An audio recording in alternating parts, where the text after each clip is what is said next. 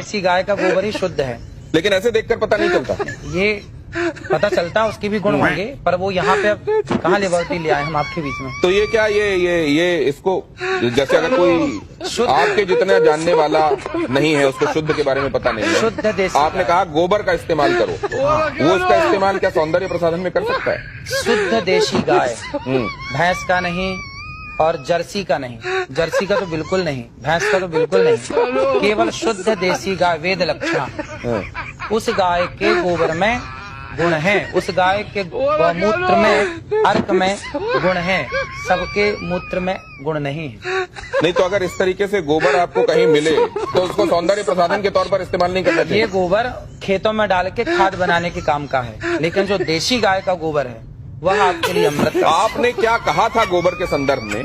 क्या आपने इस तरीके के भेद बताते हुए कहा था? जरा वो देखते हैं, वो सुनते हैं। एक बार दिखाइए जरा, फिर उसके बाद चर्चा में वापस आते हैं। आपने कभी गाय के गोबर से अपने मुंह को धुला? नहीं।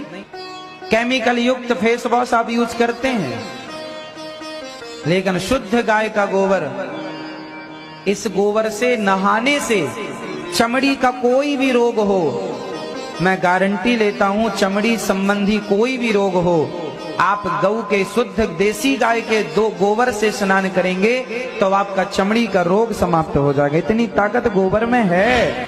देखिए मैंने कहा, और सिर्फ इतनी बात नहीं है, बांझपन का भी इलाज है ये। तो ये गाय के संदर्भ में आपने कहा, ये बात स्पष्ट है। अब जरा प्रियंका गुप्ता जी ये बताएंगे आपकी कितने बार आपने गोबर से फेशियल किया है, गाय के गोबर से लोगों का?